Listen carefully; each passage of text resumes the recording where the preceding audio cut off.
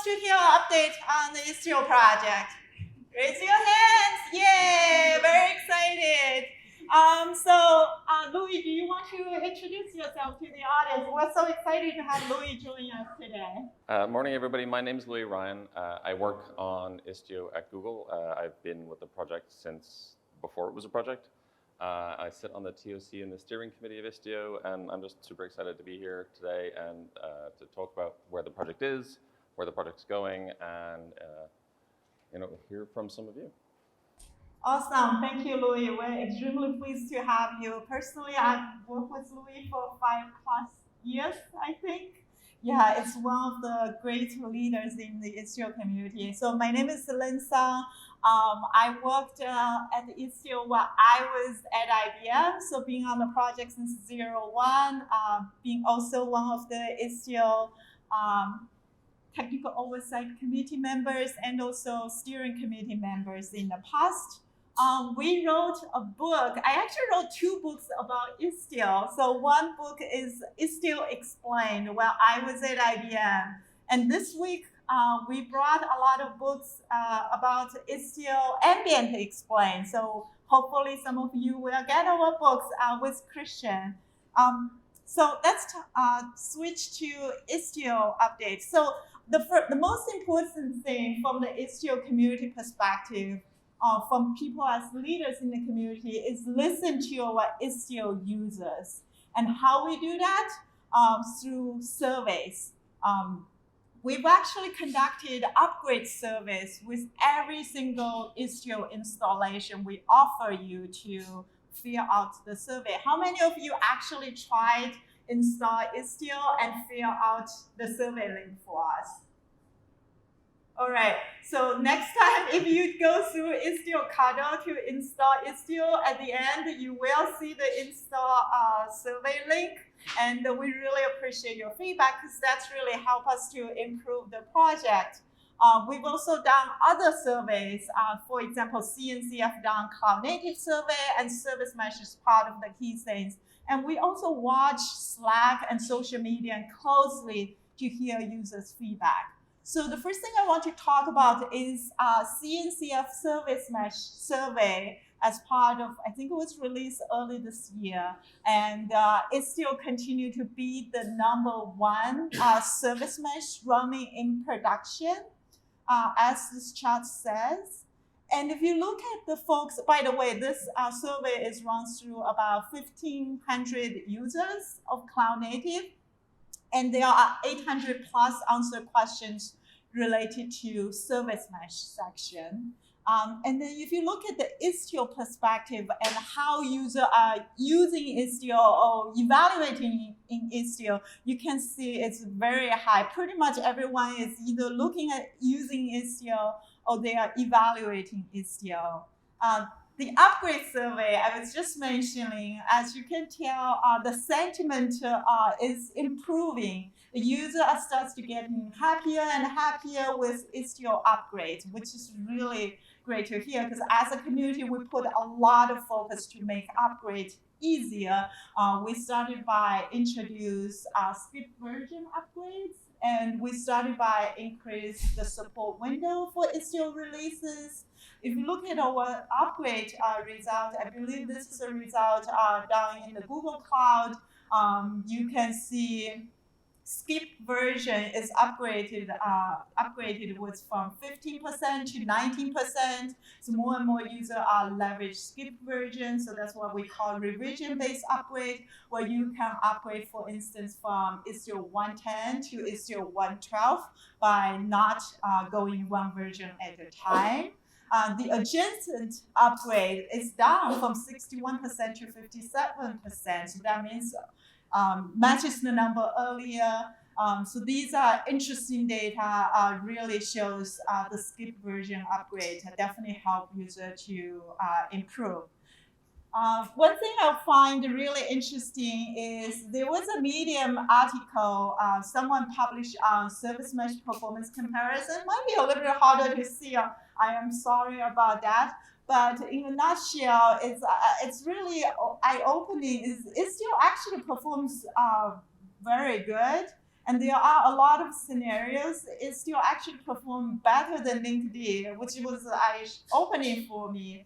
And I believe this person who wrote the blog has no association with the Istio project as far as we know. So that was good. So check it out if you're interested. So he did a performance evaluation of Istio, Linkerd, Kuma, and Console Connect. Now, next I want to talk about Istio Ambient. So when Istio Ambient Service Mesh was launched on September 7th, there was huge excitement in the community. As you can see, I actually put out that tweet for the Istio project.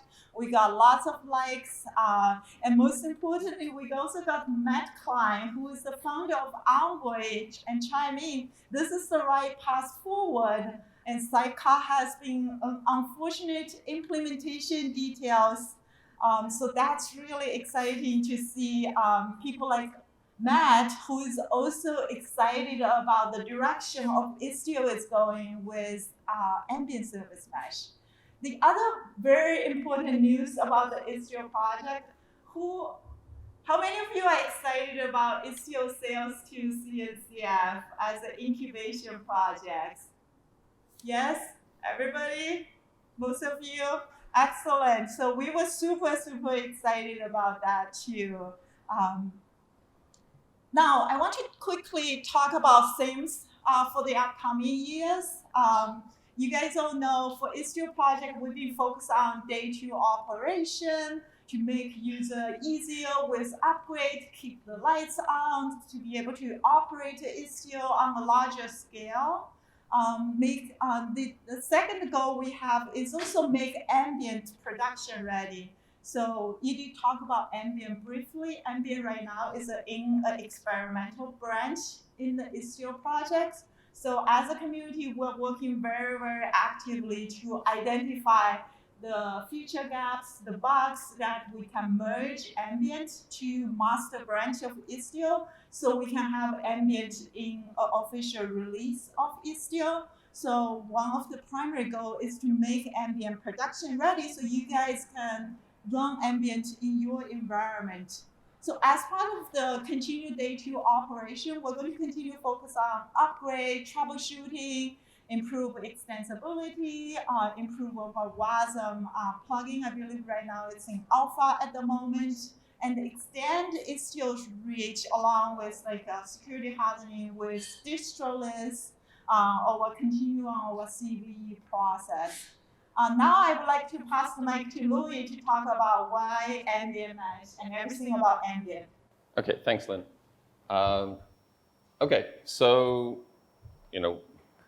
Ambient was released this year, and to be honest, we've been kind of working on it internally for about a couple of years.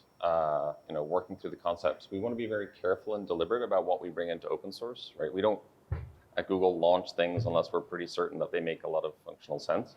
And so, we had actually been working on it for quite some time and weren't really sure, right, about bringing it into open source until we had kind of reached a threshold in terms of the security properties of the system, in terms of the capabilities of the system, and we were pretty certain that this was going to work at scale. So why ambient? So I'm going to assume that most of you here have run a service mesh in production or are working at companies where service meshes are used in production. And so if you've used a service mesh, and it doesn't really matter which one you use today, they all run on a sidecar model, right? And you'll find a variety of different issues with the sidecar model, right, that I have had a lot of personal experience with over the last, say 5 years, and they definitely have issues, right? Kubernetes does not make it easy to run sidecars in production, right? There isn't actually an abstraction in Kubernetes for sidecars or things like that, and nor is there likely to be one anytime soon that's going to make it easier for us. And because sidecars, right, we're injecting a piece of code into every single pod that you run in your system, right, it creates a lot of lifecycle and maintenance issues for us. Right, when we have to reserve a certain amount of CPU for every sidecar.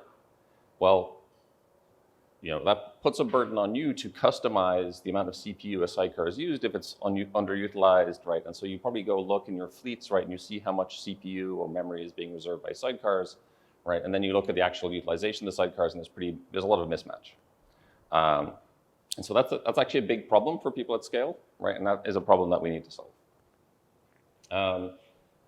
The other one that probably most people are familiar with is anytime you run an Istio upgrade or any maintenance operation, right, you need to roll out a CVE fix and envoy, which, if we're being reasonable and responsible, like every software will have CVEs and you need to do these types of maintenance operations.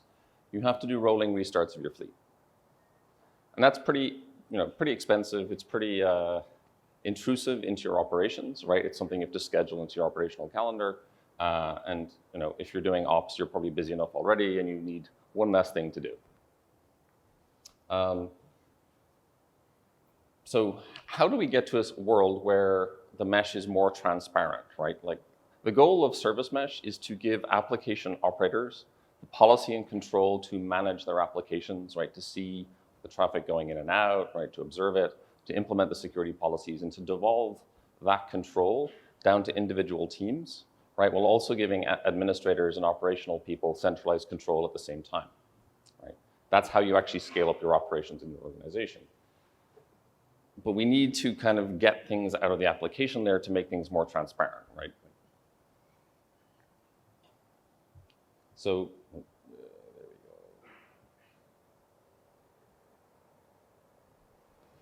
so there's a lot of work that goes on, right, when Istio performs a sidecar injection, right? We have to inject it, we have to do IP tables work, or whatever the other CNI is doing, right? There's some quirks, right? Because sidecars capture all application traffic as it flows over the network, we actually sit on all the ports inbound and outbound in an application. And there are lots and lots of different application protocols spoken in clusters. And if we're sitting on a port and we're receiving inbound traffic from another system, we have to kind of figure out what the behavior is supposed to be. And this can get tricky because sometimes that inbound traffic is supposed to be MTLS, right, because we originated on the other side, but sometimes it's coming from something that isn't in the mesh, right? And so we have to know the difference between those two things on the same port. And this starts to create some complications for traffic detection. And as you've probably seen in some of the Istio blogs and the instructions, right, particularly if the server is using a server sends first protocol, right, client connects, doesn't send any bytes, server sends the first piece of information back, it creates timing problems, right, to detect, oh, is this MTLS? Well, the client hasn't sent anything yet. So the only way you know if it's MTLS is if the client sends some bytes, but nobody's sending anything yet. So we have some technological problems with basically the fact that we sit on every port and we look, or try to look like the application ports when really we're not. So how do we address some of these issues? And probably the other one you're most familiar with, right? The enablement profile, right? How do you go about enabling the capabilities of the service mesh in an incremental process, right? So we talk about security, observability, traffic control, right? The kind of three fundamental properties. Most people want to adopt those in some order of those features, right? Like a lot of customers today, users of Istio today, the first thing they want to get is they want to get MTLS, right? If you're security or compliance focused, right, that's a really strong motivator to you. And so you want to get MTLS. You don't want everything else. And then you want to get observability. And then you want to do L7 traffic control. And then you want extensibility and API gateways and WebAssembly and all the way up the stack, right, up to service mesh nirvana all the way up here. But we have to give you a process where you can start walking that set of features incrementally. And right now, you have to absorb all of the sidecar to get that first feature, right? So you absorb all of the resource cost, all of the operational complexity just to get that first feature. And so we were trying to find a way to give a solution where, in particular, for those trying to get MTLS, they could take that first step without taking all of the other operational complexity. Right? And so this is really what Ambient is about. In addition to that, assuming you can get to that next phase, right, you also want to do this kind of team by team within your organization. Right? MTLS or not is typically an operator choice. Right? We, the company have decided we must use MTLS in production. Okay, everything should be MTLS. But the next step up, you don't necessarily want to be doing that fleet-wide, right? You'd actually like to be doing it in an incremental fashion. I'd like this team to start doing L7 policy controls or authorization policy. and let me play with it for a while in production. Let me see if it's helping their productivity. Let me experiment with observability and things like that at L7, and be able to roll that out incrementally, maybe team by team, instead of doing this big kind of fleet-wide thing, right? And the fact that those features are all coupled together makes that hard today. So we wanted to kind of separate some of this stuff.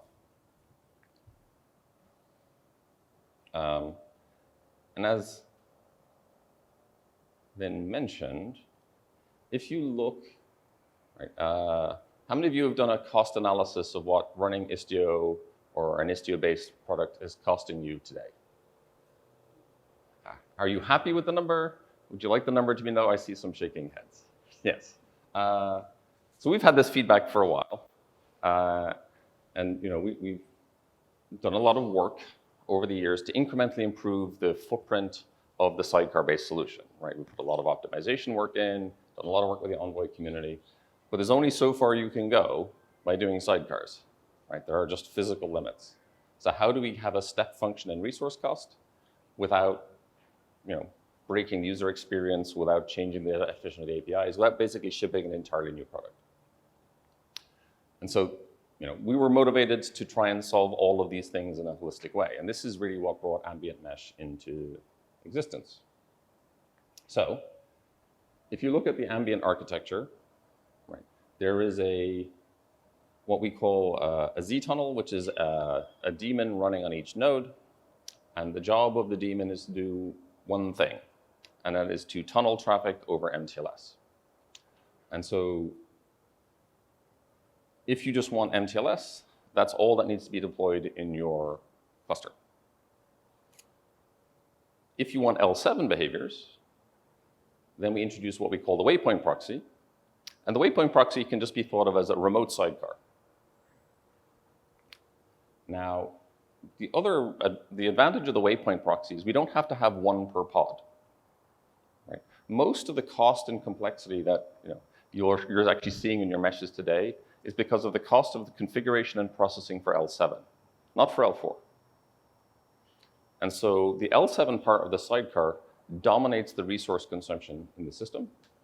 And by making it remote in the network, we can share it among all pods that belong to the same service account. So if you look at ambient mesh today, when you install it and you enable an L7 feature, typically you'll end up with one waypoint proxy for each service account. And if you look in typical Kubernetes installations, right, most Kubernetes installations, they have one service account per namespace. And so every pod in that namespace will be sharing that waypoint proxy. And so you get order of magnitude reductions in cost for L7 processing. The waypoints can also be vertically and horizontally scaled, right? So let's say you have 10,000 pods in a namespace. Well, probably one waypoint proxy is not going to work for that, although Envoy is really, really fast. Right? You might need 10. You don't need 1,000, right? And so you can end up with large magnitude reductions in cost, particularly for really, really big services, right? The bigger your service is, the more pods it has, the better the cost saving will be. So how do we stitch these two things together, right? So we have these Z-tunnels sitting in the network, and they're tunneling MTLS, and I'll talk a little bit about the security properties of that, and then the waypoints.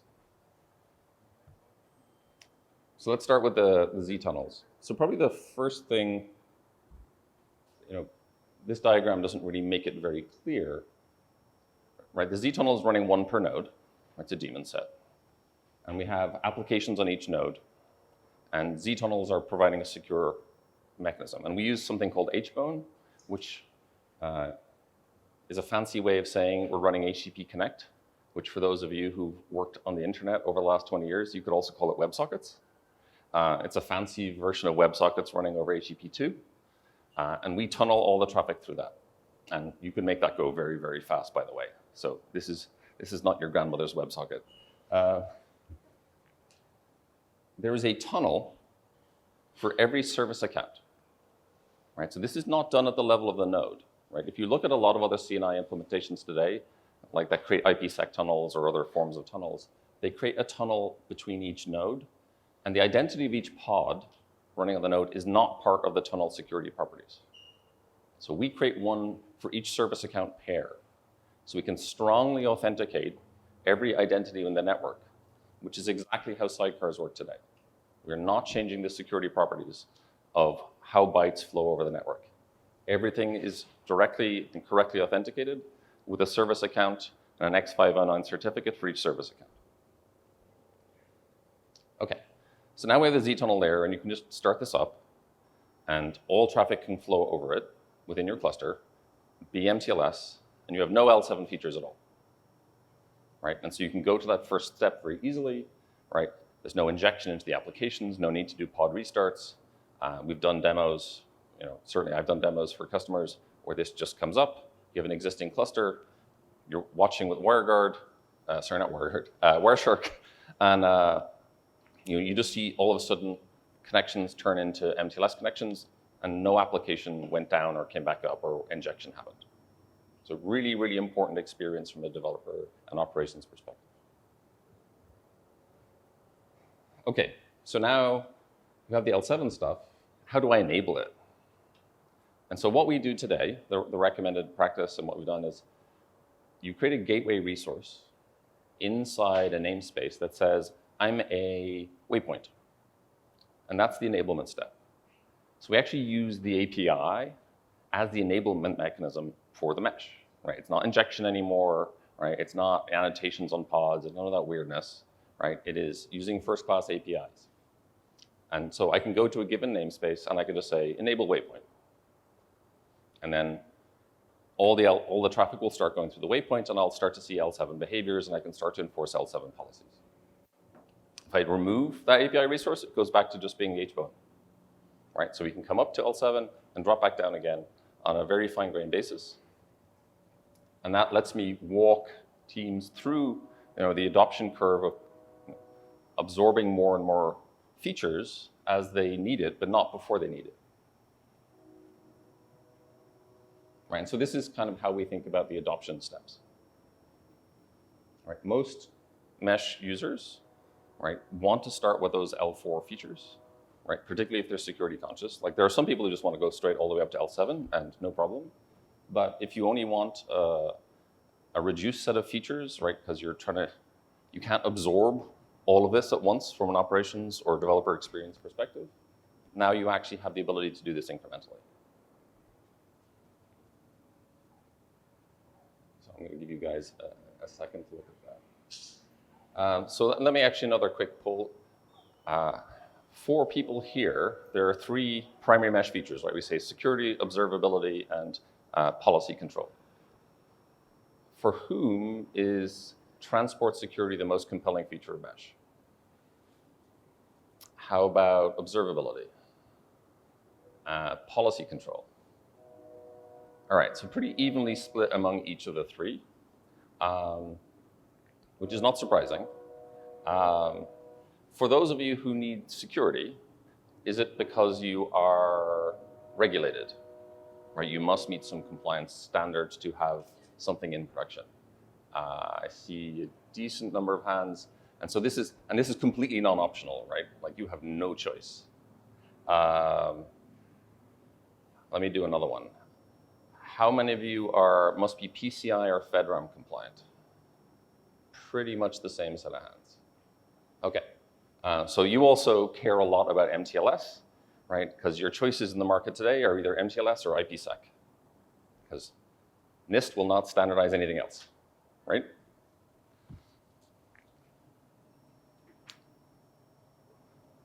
So part of the reason, right, why we're using HBone and MTLS is for that very reason. Right? There's no point in Istio shipping something that the folks in the room who just had their hands up can't actually bring into production because it doesn't meet their compliance requirements. And what we're seeing in the industry is more and more businesses being subject to compliance. Right? Like if you're in the financial industry, payments processing, insurance, HIPAA, right? Maybe you work for the US government, right? There are all these regulations that you must comply with. The same thing is now happening in Europe and in other states, right? And that's part of the geopolitical environment, but it's also part of people sensibly wanting to have control over the policy and security of their own data, even when they're running on public cloud. And I work for a public cloud, and so we're trying to facilitate this as well. So HBone is about the simplest, most interoperable network that we could come up with.